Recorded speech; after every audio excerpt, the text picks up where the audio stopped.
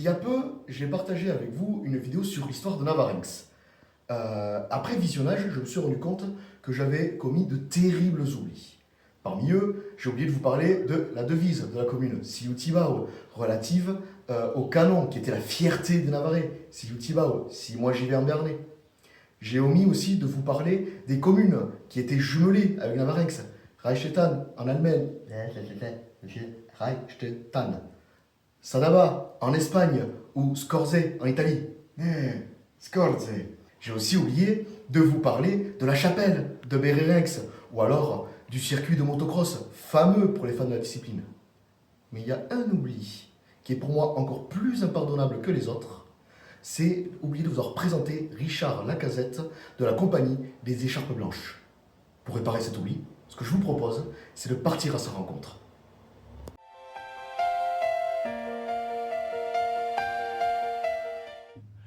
Bonjour à tous, donc je suis Richard Lacazette, donc employé communal dans la cité fortifiée de Navarinx. Voilà, depuis maintenant 11 ans, Navarinx est devenue ma ville de cœur. Et nous sommes ici au sein de la salle des gardes, parce que je ne suis pas un employé communal, je suis en tant que président de la compagnie des Écharpes Blanches. Donc c'est une association de reconstitution que nous avons créée il y a maintenant 7 ans, donc depuis 2019. Et notre but est tout simplement de valoriser, de faire connaître l'histoire locale, surtout dans la période du XVIe siècle, donc tout ce qui concerne les guerres de religion, le Béarn à cette époque-là précisément, tout le règne de la reine Jeanne d'Albret, et bien entendu tout ce qu'a pu connaître la cité fortifiée qui a été vraiment un bastion de l'indépendance béarnaise.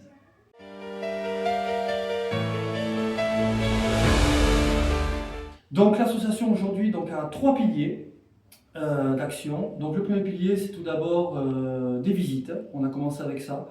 Nous avons aujourd'hui 2 parcours de visite au sein de la cité fortifiée. Un parcours très connu des touristes et un autre un peu plus mystérieux qui est là depuis 2025 et qui plaît énormément surtout aux locaux. Donc des visites immersives, ludiques, avec le retour de la reine Jeanne d'Albret, la démonstration des armes. Voilà, donc n'hésitez pas, les premières ça commence le 11 et 18 juillet prochain. Et n'hésitez pas à nous suivre sur notre page Facebook, il y aura toutes les dates. Enfin, voilà, c'est vraiment un moment très convivial et une immersion totale. Nous sommes ici également au sein de la salle des gardes. Nous avons créé 4 musées. Donc la salle des gardes, le musée Milou, les métiers anciens qui est à côté, que nous avons restauré. Le magasin à poudre, dit la poudrière, qui est un peu plus haut, où il y a vraiment une explication sur la poudre noire et comment gérer cette ressource rare et chère à l'époque. Et bien entendu, au sein de l'arsenal de la cité fortifiée, nous avons le CIN, le Centre d'interprétation de Navarinx, que l'on a nommé Si Navarinx m'était compté, où nous avons choisi 12 grandes dates. C'est comme un peu la frise chronologique qu'on avait à l'école au-dessus du tableau de la maîtresse, où là vraiment vous avez toute l'histoire de Navarinx qui est racontée depuis les premières invasions vikings jusqu'à l'époque Napoléon III, voire même 1900.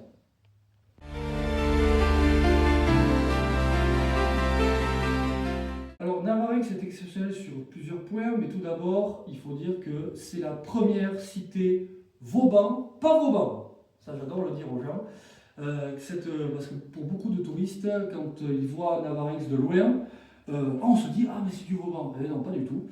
C'est la première cité bastionnée de France et de Navarre, qui a commencé sa construction des remparts en 1538, sur ordre du grand-père d'Henri IV, Henri d'Albret. Et aujourd'hui, quand même, avec tous les siècles et tout ce qui s'est passé ici, nous avons 80% de la structure qui est parvenue jusqu'à nous. Aujourd'hui, grâce aux Écharpes Blanches, il y a bien d'autres qui ont œuvré avant nous, comme l'association Pierre et Vestiges. Ces 80% sont visitables. C'est une cité qui est vraiment à découvrir. D'ailleurs, même le public espagnol le dit.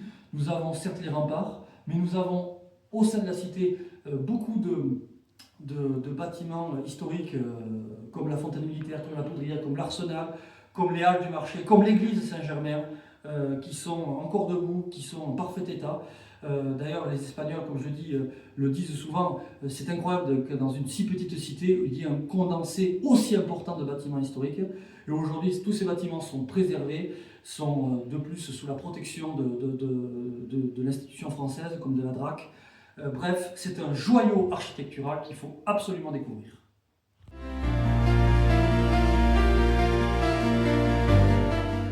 Oh, il y en a plein. Que peut connaître déjà une anecdote, c'est qu'il y a eu un siège ici, le siège de Navarinx de 1569.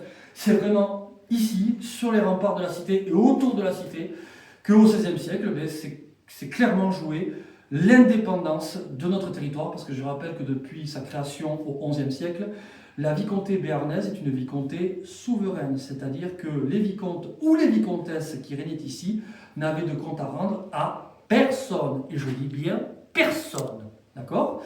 Et au XVIe siècle, malheureusement sous les querelles religieuses, le roi de France a tenté par la force d'annexer notre territoire pour punir notre reine Jeanne d'Albret, qui était devenue la chef de tous les protestants.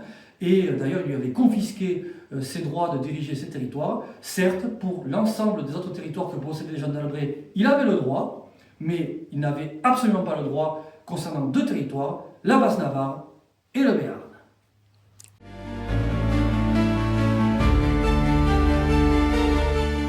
Oui, alors en fait, quand on a créé l'association, on voulait faire en sorte quand même de ne pas raconter de bêtises, on voulait vraiment être le plus proche possible de la réalité, de l'histoire locale.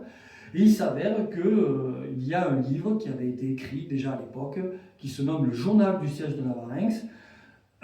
D'après l'histoire, il aurait été écrit par le pasteur de Josbach, de là où je viens, le pasteur Pierre Carrière, qui avait été enfermé ici pendant les 79 jours du siège.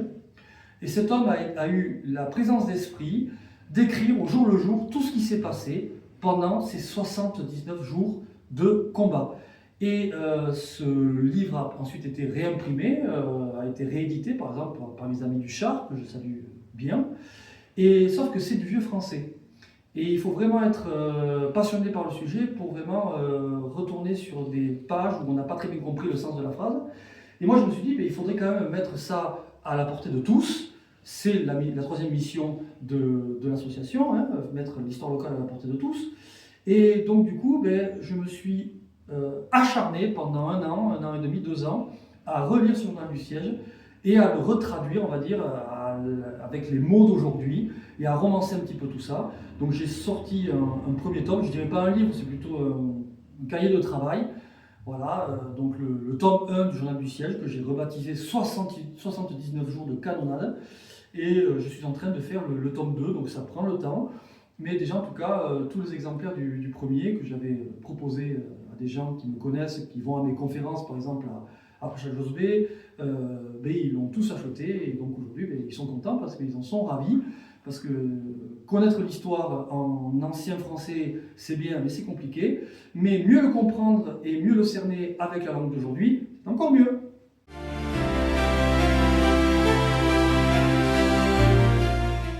Alors, dernier mot avant de nous quitter, avant que je reparte au XVIe siècle.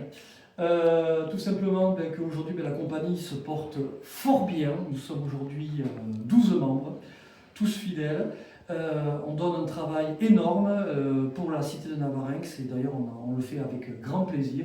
Je tiens d'ailleurs à remercier la mairie de Navarinx, quelle que soit la municipalité qu'on a eue avant ou aujourd'hui, qui a toujours soutenu nos actions. Aujourd'hui, par exemple, même ce local ici est prêté gracieusement, donc un grand merci aux élus locaux. Voilà.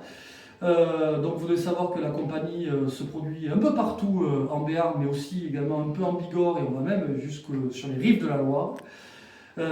Donc notre action phare, c'est les visites de Navarinx, que vous pourrez retrouver en juillet et en août.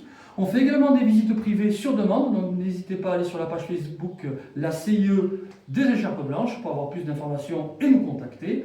Les musées sont également ouverts du 15 avril au 15 novembre en accès libre et totalement gratuit pour tout le monde. Et aujourd'hui, les gens sont très contents, on a les livres d'or qui sont remplis, et surtout pour la gratuité et pour le côté ludique, hein, parce que là, je tape dans les mains, ils vont se réveiller. Restez calmes, messieurs, madame. Voilà. Et surtout, on essaie toujours de faire vivre l'histoire locale. On est des passeurs de mémoire et que cela continue le plus longtemps possible. Parce que, comme j'adore le dire, connaître son histoire, c'est se connaître soi-même. Donc, à bientôt au sein de la cité fortifiée et au temps de la reine Jeanne d'Albret.